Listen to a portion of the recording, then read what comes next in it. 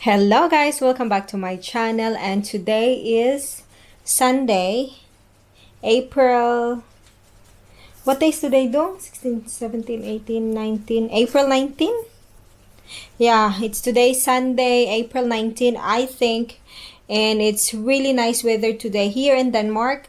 It's spring and it's sunny, sunshine. So today we're actually gonna go out to visit one of our friends dito sa Denmark. Sila din yung kasama namin doon sa Pinas before. Did you just use two languages again? Make a So choice, anyway, woman. So anyway, we're gonna go there today, and I am actually wearing a t-shirt I bought in Cebu, Philippines, and I think this is nice to just have a t-shirt on because it's so warm outside. Not super warm, it's around 10 degrees. So it's gonna be fine, and I think we have to go fast now because Filipino time. They said that we have to be there at 4 and it's already 4:30, but that's fine because they're also late sometimes. And our house and their house is like 7 minutes drive. So that's what we're gonna do today, and I think we're gonna eat steak today, and they're gonna grill it outside the house because it's warm weather and we have to enjoy it. And by the way, it's still lockdown here in Denmark, but it's getting better. It's getting normal, slowly becoming normal because yung mga schools nila, elementary at saka yung kindergarten, open na siya.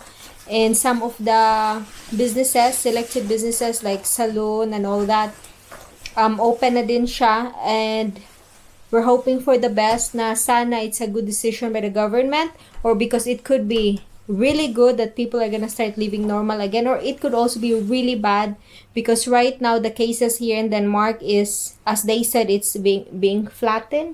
Stagnant, yeah. Yeah, like it's still a lot but it's not going up. It's flattened the curve.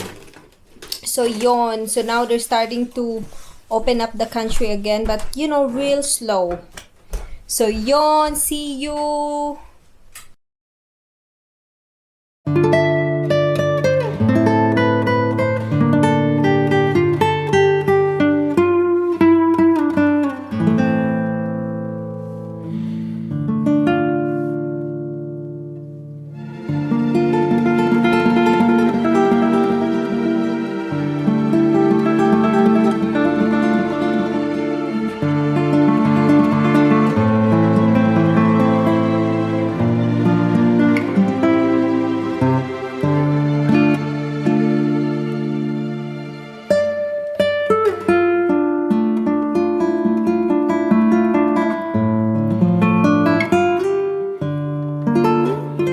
Bahay na kami ng friend namin. They're getting ready. Upo muna kami dito. May sila guys, massage chair. Ang ganda. It costed 14,500. Ang ganda Na-try ko na to sa mga mall, pero andito, try natin.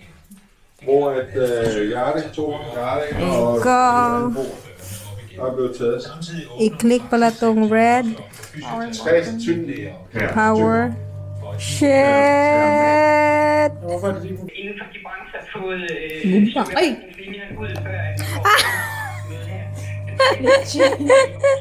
Mora diha. Oh my gosh, mataas na siya guys eh. Uy, ang nice naman ito eh.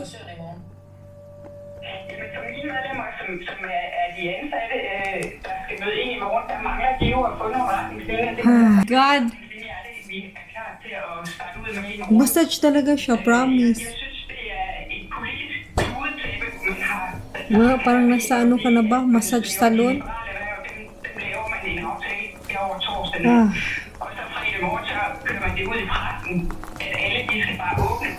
Ang ganda, oy. Hos danske fysioterapeuter er man derimod trygge ved at genåbne klinikkerne. Vi fik jo en retningslinje fra Sundhedsstyrelsen i går tilsendt, og den var vi fysioterapeuter at gøre. So yun. Der kan opstå tvivlsspørgsmål og bekymring, fordi det tror jeg ligesom er hele Huwag naman nag-working sila. Ano siya?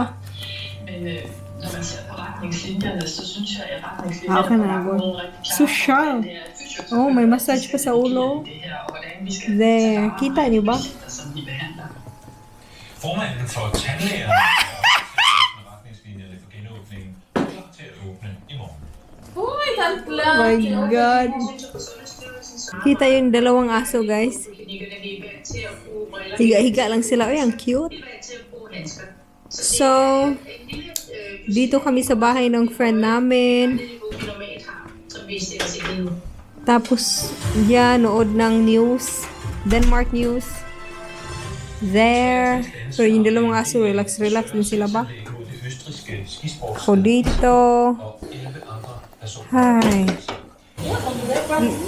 Linis-linis muna siya, guys, while I'm relaxing here. My God.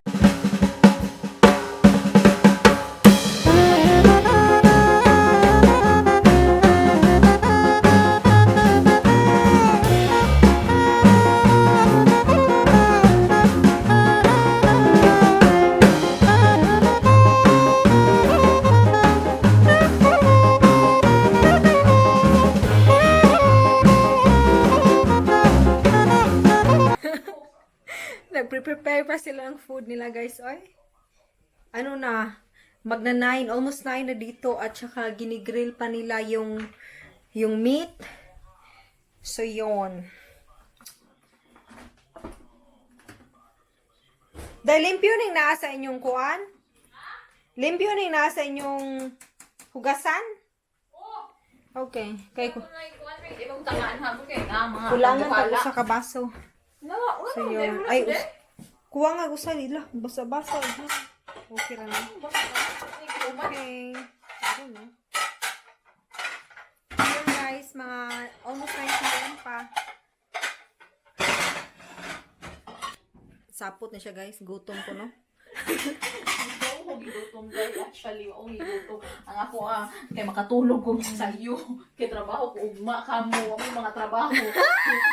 ang isa, pag-iya. One, yaw-yaw na Trabaho skuan. na akong tanusa, ganahan. Kita, trabahan. Yaw-yaw na, yaw-yaw. Pero dali ano bito sa oras, no? Pero feel, kita intang trabahan doon dahil kayo. Kaya nga na, di kong tulog intang, ginoo ko. pero feel na ko, wasad kabantay sa oras kay murag hayag pa ba? Ano man yung nahuman? Ano man yung basta nag-drying? Basta bitaw. Ganyan talaga yan. Pero okay na yan, oy. That's sa labas. Look. Ay, hindi nyo makita pala. Basta nandun sila sa labas, nagluluto. We're so hungry, eh. I am hungry. I'm not hungry. I want to sleep early. Kaya ba kadugay, may kumakatulog dahil. So, at least, naghigda na gani. Yaw-yaw na po na, yaw-yaw. At least, naghigda na ba? At makatulog, Oh, diba? para ma-relax ang lawas, Oo, no? kaya nga, biya. Nanaamsag ko. Kaya kung mag-active pa ba, it take maybe half an hour or more una ma-relax. Faet! Buti na lang, wala akong work tomorrow. Lawas good, kumakulangan og vlog, kulangan tulog, gigid lang yun. Buti na lang yung work ko, mga May 10 pa. Ito, wala na eh. After, papagay na hong So guys, lagay natin ito sa ating table dito. We're 4 people. Yan.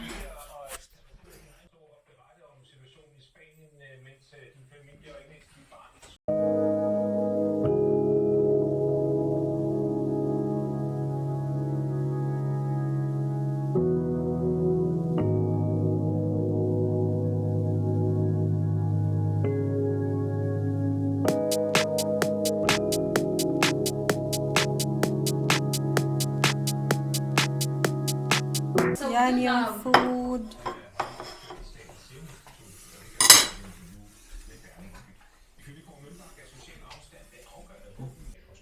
Hello guys, tapos na kaming kumain. It was a really good food. So yon, relax na muna kami dito. Upo. Actually ako lang muna kasi sa isang nandun siya sa kitchen. Tapos yung mga mister namin nandun sa labas ng chichika-chika. So upo muna tayo dito. Nasa news guys, tomorrow daw open na yung mga some businesses, dental clinic, massage, really the lockdown, it's still locked down, but then we are parang almost normal na. They're slowly opening it up again to be normal again. So yun. Hi guys, welcome to our channel. We are now done eating and it was very nice. It was a steak. It was with very special potatoes. I don't know if CM got it, but now we gotta go home because I will not say we got thrown out, but we like very firmly got asked to leave today, and so that's actually what we're gonna do. So see you later guys. Bye bye. Pauwi na kami guys. Jeg har købt en masse over til